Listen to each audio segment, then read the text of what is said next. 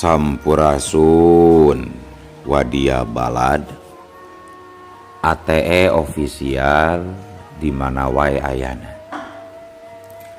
Alhamdulillah wa syukru ala ni'amillah. Kalayan diwuwuh ku Qobul anu maha agung, dibarengan ku pang ijabah anu maha kawasa, diiring ku kadedeuh ka Nyaah Gusti anu maha suci.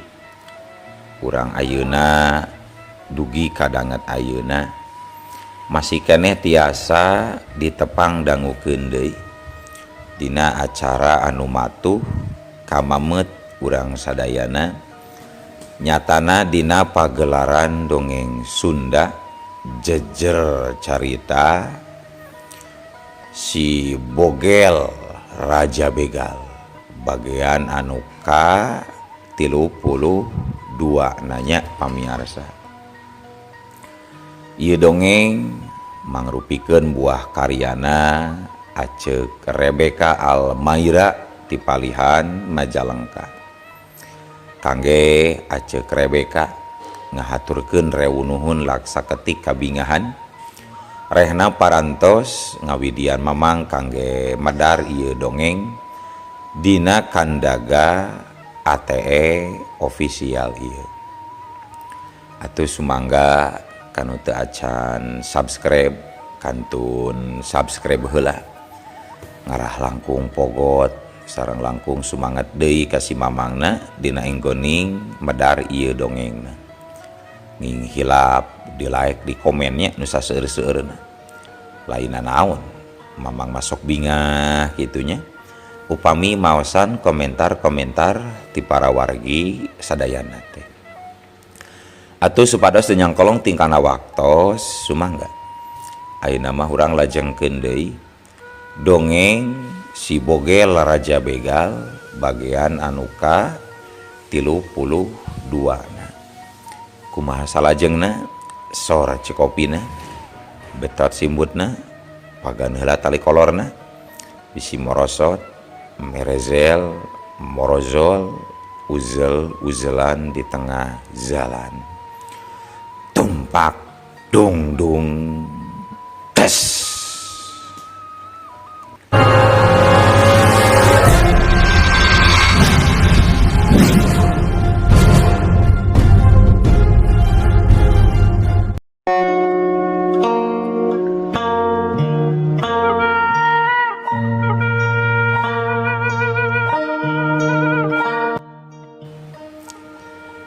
Sajongjongan mah si Bogel ngajanteng nangtung dina eta benteng.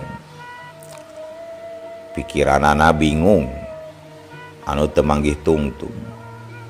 Manehna permangmang na kudu ka mana.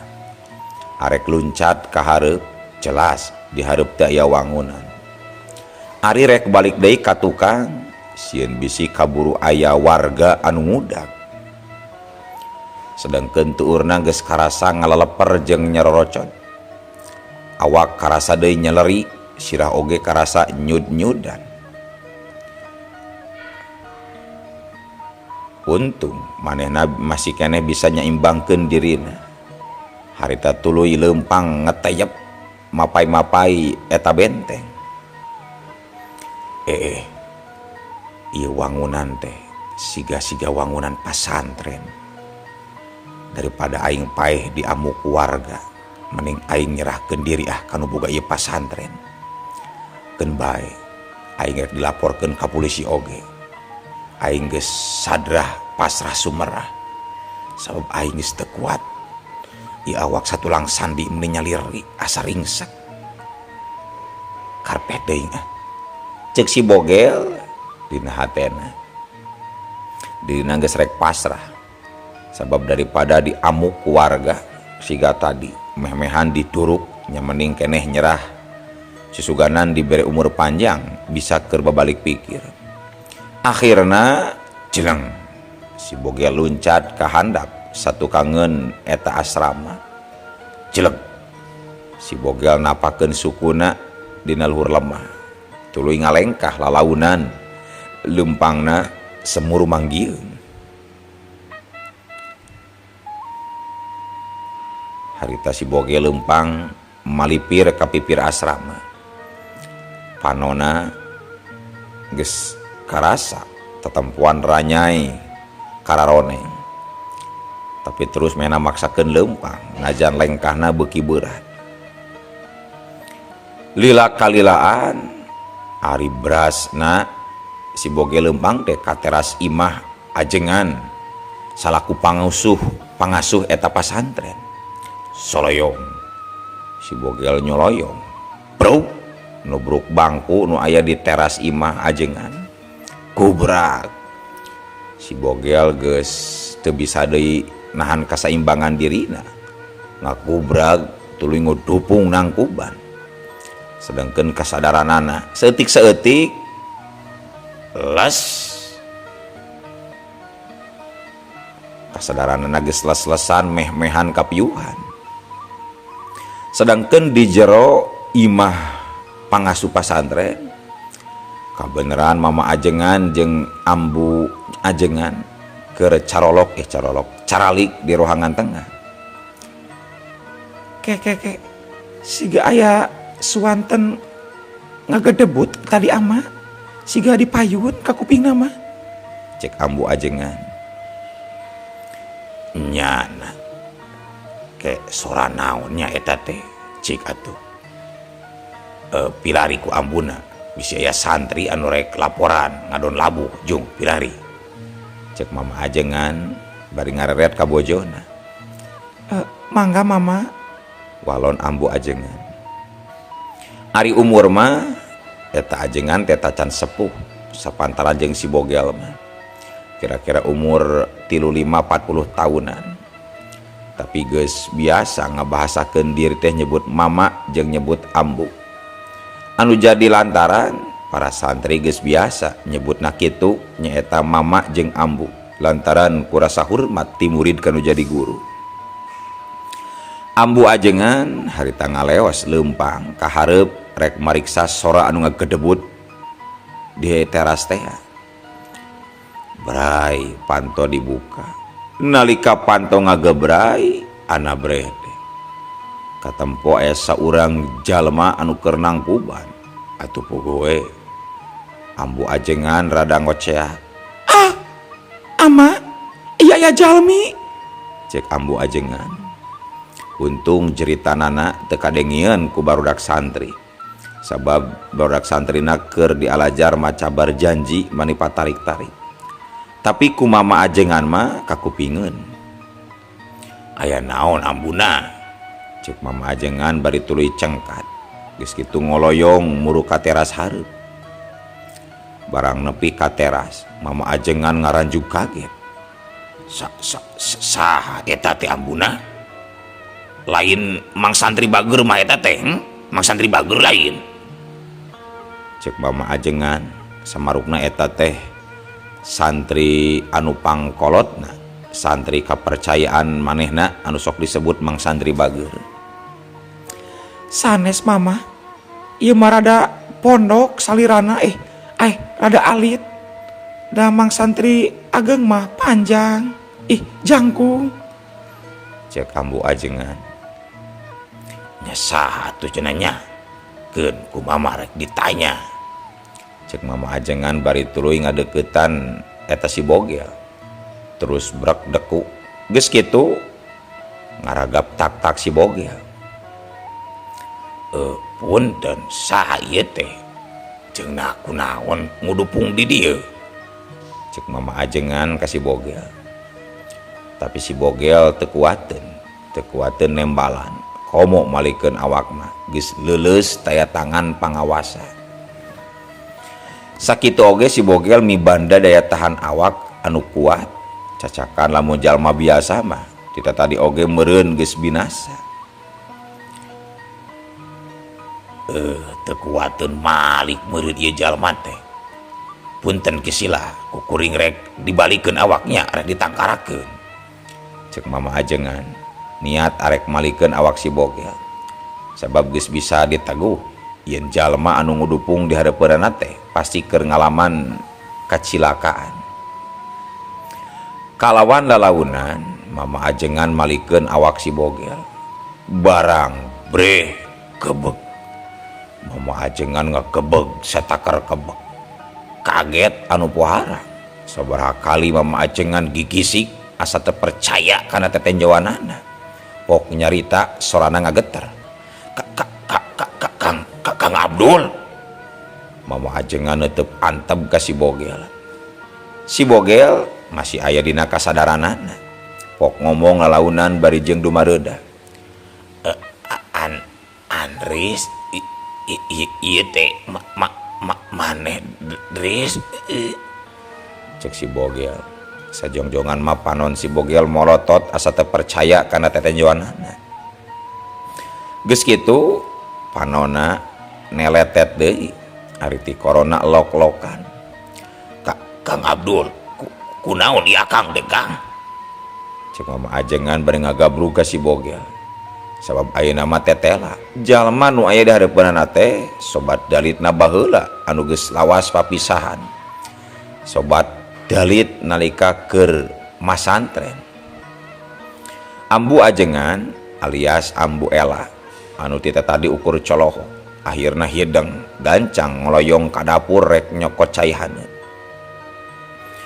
Tekung silila Ambu ajengan geus norojol deui bari mawa cai haneut kana gelas. Cikan mama pasihan heula ngaleueut. Cek Ambu ajengan.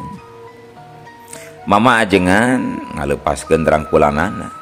Tuluy si bogel diangkat lalaunan didiukeun. Mama ajengan tuluy nampanan gelas song diasongkeun ka si bogel. Tapi si bogel teu kuateun pikeun nampanan. Awakna oge malah ngagibrig. Mama ajengan surti gancang ngantelkeun gelas kana bibir si bogel. Sok ngaleueut heula Kang Abdul, ngaleueut. Cek mama ajengan. Si bogel nurut. Laju ngadekeun bibirna kana gelas anu dicepengan ku mama ajengan. Suruput cai teh diuyup saeutik. Karasa ngakeleser haneut kana ti koro. Atuh bray panona rada bisa beunta deui. Ragot ayeuna cai diregot. Karasa haneutna nyaliara kana sakujur awak. Saeutik tanagana nambahan. Ieu teh bener maneh Dris. Andris ieu teh. Cek si bogel mastikeun deui. Ayeuna mah sorana rada bendes. Nya Kang, ieu teh abdi Andris. Ieu teh di bumi abdi. Ayeuna Kang Abdul ulah waka seueur carios heula nya. Mending reureuh heula tuh dilebat di kamarnya. Cek mama ajengan nyaritana bari ngareret kaya pamajikanana. Ambu ajengan surti gancang ngaleos ka jero kebat muru ka salah sahiji enggon anu maksudna arek nyiapkeun kamar keur sema. Duh teu sangka geuning urang teh bisa patepung di dieu Dris. Cek si bogel netep ka mama ajengan. Nya alhamdulillah tiasa dipendakeun ku Gusti. Sajujurna kuring teh mindeng ngadua mementa kanu kawasa ngarah bisa ditepungkeun deui sareng akang Kang. Cek mama ajengan malik neuteup ka si bogel. Hatena banget bunga sabab pangduana diijabah bisa ditepungkeun jeung sobat dalitna waktu ngorang. Aduh hampura Akang Dris, hampura. Akang ninggalkeun maneh baheula tanpa pamit waktu di pondok teh geuning Dris. Cek si bogel. Sami-sami Kang. Keun we nu entos mantos. Sok sanajan kuring nepi ka ayeuna masih panasaran. Kunaon margina akan ninggalkeun kuring. Tapi tos lah teu kenging jatet nemutan deui perkawis eta mah Kang. Cek mama ajengan mah teu ieu apaleun. Lamun sabenerna si Andris ngejat ninggalkeun pasantren teh baheula. Alatan awewe anu dipika cintana kapiheulaan manten ku mama ajengan Andris. Mama, mangga pilih Kang Abdul bade leleson mah kambarna tos saya ogi, cek ambu ajengan. Si bogel kiwari bisa ngaliuk, breh manehna bisa neuteup kana beungeut ambu ajengan. Lenyap hate si bogel ngalenyap. Awewe anu kungsi diidam-idamkeun ayeuna aya di hareupeunana. Ngan hajakal ayeuna mah geus jadi pamajikan sobat deuketna. Hayu Kang, urang reureuh di jero Kang. Keun ngobrol mangkin di we ari akang tos jagjag. Cek mama ajengan ngajakan si bogel sangkan asup ka jero. Kuniang. Si bogel ayeuna mah bisa nguniang cengkat. Memang salah sahiji kaluwihan si bogel nyaeta mibanda daya tahan anu kuat. Karak ku nginum cai haneut wungkul oge awakna geus meueusan. Geus kitu mah si bogel ditungtun ku mama ajengan asup ka imah tuluy asup ka kamar. Nepi ka kamar goledag si bogel ngagoler. Geus kitu mah reup peupeureuman anu akhirna reup sare meniti beranakar. Para wargi sadayana gancangna carita caturkeun dina poe isukna si bogel geus dibere salin ku ajengan Andris. Awakna geus karasa jagjag, geus henteu sabaraha anu dirasa. Manehna jeung mama ajengan Andris harita katempo keur ngobrol ngaler ngidul di teras. Ke kumaha mimitina ieu teh Kang, bisa akang ujug-ujug aya di dieu teh Kang, cimpok abrolkeun Kang, ceuk mama ajengan kacedapan asaranana hayang nyaho carita anu saujratna. Lamun dicaritakeun ti awal nepi ka akhir mah nya nepi ka dieu nya panjang pisan lalakonna teh Dris. Kieu singkat namanya atuh derek-derek weh si bogel ngaguar lakon hirupna. Tapi dicaritakeun garis badagna wungkul. Mama ajengan ngabandungan kalayan daria. Mama ajengan sakapeung gogodeg sakapeung coloho sakapeung deui kumecrek. Teu lila pok kadenge si bogel mungkas guaran caritana. Tah kitu lalakon hirup akang teh Idris. Uluh nepi ka kitu na geuning lalakon teh Kang.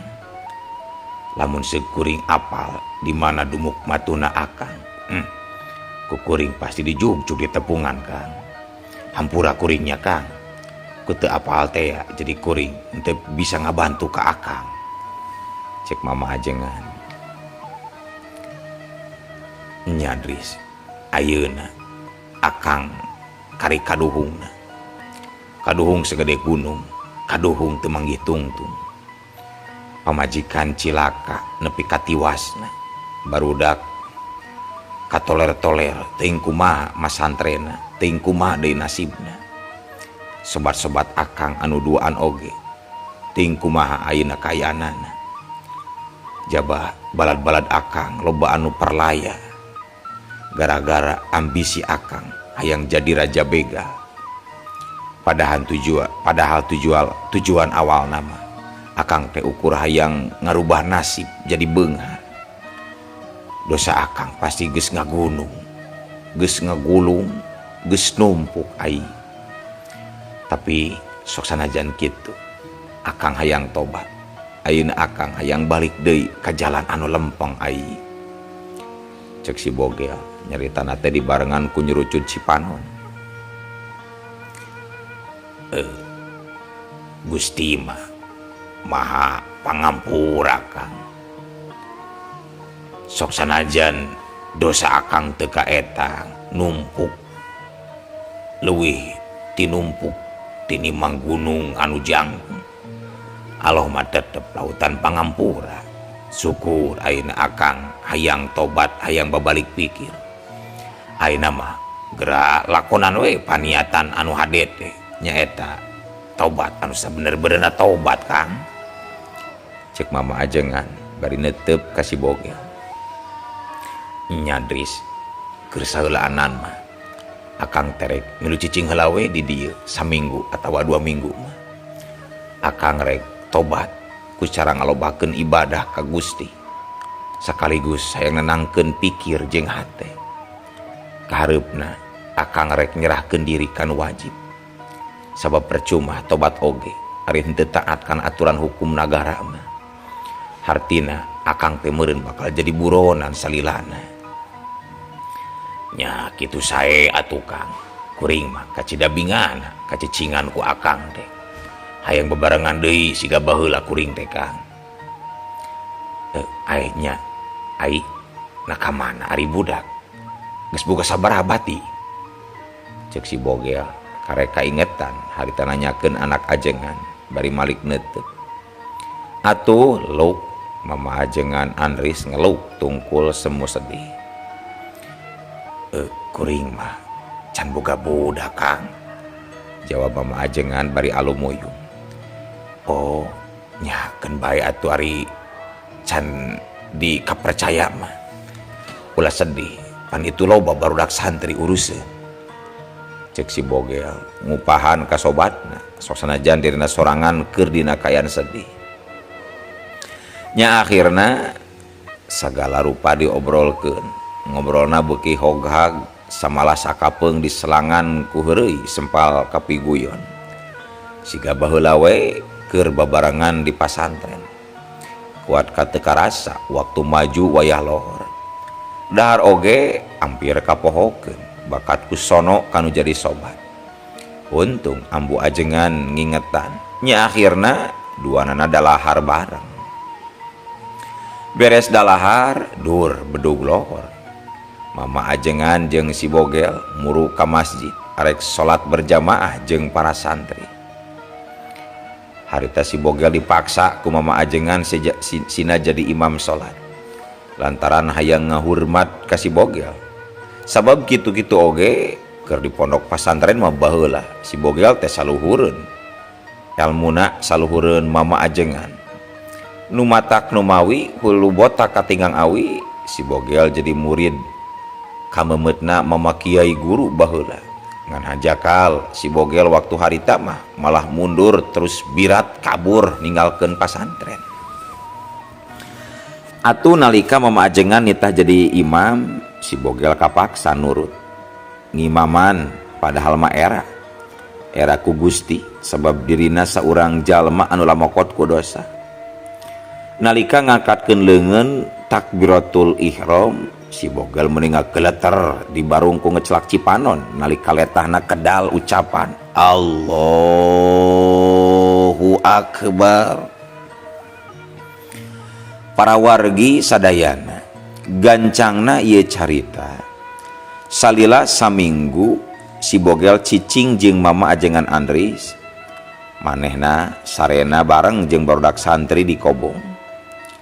Si Bogel milu ngajar barudak ngabantu mang santri bager lamun aya waktu luang dieusi ku ibadah salat sunnah jeung maca Quran. Salian ti kitu si Bogel oge ngajalankeun puasa sunnah Senin Kemis. Mang santri bager jeung barudak santri nu sejenna sarua oge saurang oge taya nu nyangka lamun si Bogel teh saurang ulon-ulon raja begal. Maranehna nyebut ka si Bogel teh nya Pak Ajengan we. Sanggeus liwat minggu nu kadua si Bogel ngedalkeun niatna ka Mama Ajengan nyaeta arek nyerahkeun diri ka polisi. Atuh harita keneh si Bogel dijajabkeun ku Mama Ajengan jeung bojona ka Kapolres. Nepi ke kantor polisi si Bogel dipariksa sedengkeun manehna pasrah we kana hukuman nu bakal disorang. Nya sanggeus dipariksa si Bogel diasupkeun ka kamar tahanan kamar tahanan anu misah keur nunggu proses saterusna. Ajengan Andris amitan kasih bogel, sedengkeun panon ajengan ngembeng ku piceurikeun. Hatehna sedih kacida. Tuasa ningali sobatna kudu dikerem di pangberokan. Sing sabarnya Kang, kin kuring rek nyiapkeun pangacara keur ngawal akang di persidangan engke. Ayeuna kuring pamit heula Kang, ceuk mama ajengan. Si bogel ukur unggek teu bisa nyarita deui sabab mama ajengan kaburu dititah indit ku patugas panjara. Najan ayeuna geus aya di jero sel bari nungguan hukuman anu kamungkinan bakal berat, tapi paroman si bogel katara tenang nakeranan.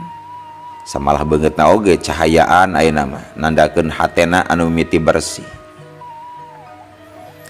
Keun masing arek sabaraha puluh tahun oge kukuring rek diraponan kalayan sabar, masing rek dihukum saumur hirup atawa hukuman paeh oge. Ayeuna aing geus teteg hate, geus sieun. Hukuman di dunya mah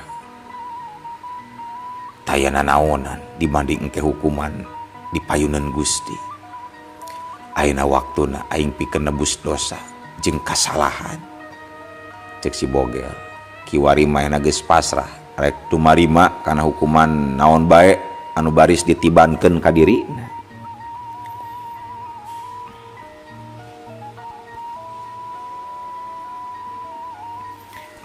Para wargi sadayana saenggeus sababaraha poe hirup di jero sel, akhirna si bogel disangharepkeun ka persidangan.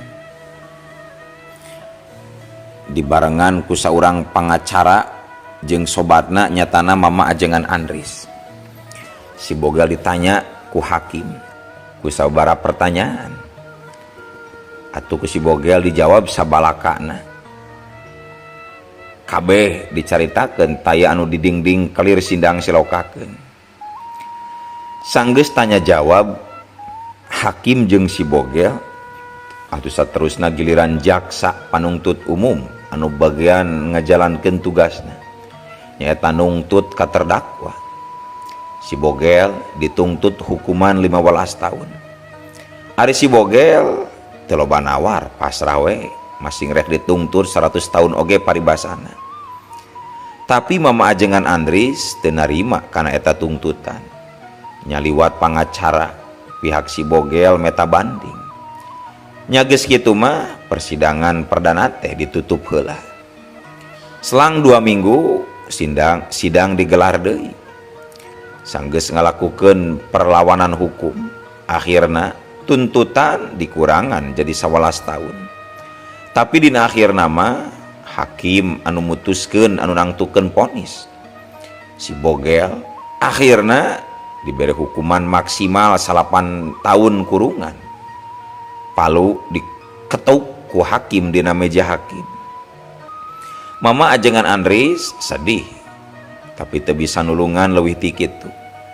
Si bogel oge geus tumarima waktu hukuman arek diragrageun kalayan punten. Tapi punten, si bogel oge geus tumarima waktu hukuman kumanehna rek disanghareupan kalayan pinuh ku kasobaran. Nya geus kitu mah si bogel dijebloskeun ka jero panjara dibarengkeun jeung para kriminal anu aya kana 8 urangna. Barang bus ka jero sel langsung disambut ku peureup anu sing balesur. Tapi si bogel henteu nyingkah, hiuk bek-bek. Aya 4 peureup anu sing balesur merakpekan awak si bogel. Yo, salampang wano ti dewek, cek salah saurangna bari hiuk ngaheubatkeun peureupna. Tapi najan diperakpak si bogel tetep tagen, teu oyag-oyag acan. Atuh puguh we kabehanana sing colohok, samalah anu langsung sieun. Tapi aya oge anu masih penasaran harita ngababuk ti tukang kana tonggong si bogel. Habek. Tapi si bogel teu kerel-kerel. Akhirna salarea anu di jero sel ngarasa yakin yen si Bogel lain jalma sembarangan. Laun lambat laun akhirna kabehna siliwanohkeun diri. Si Bogel nyebutkeun ngaranna julukan nyaeta si Bogel. Atuh pogoe pangeus si eta sel teh ngaranjuk kaget ngadengi ngaran si Bogel disebutna. Sabab ngaran si Bogel di dunia kajahatan mah geus terkenal. Sok sanajan maranehna teu can nyaho rupana, tapi kana ngaranna mah geus apal sering ngadengi. Oh iya teh si Bogel aja begal teh. Cek salah saurang. Nya, ayeuna kuring geus eureun tara ngabegal. Moal ngabegal deui ku kituna. Ulah nyebut si raja begal ayeuna mah ka kuring teh. Cek si Bogel. Hampura tuh kuring bos, hampura. Sugan teh saha, hampura bos. Cek anu tadi neungeul ayeuna mah manehna sieun. Nepangkeun uing kasja. Harita aya nu nyolongkrong ka si Bogel.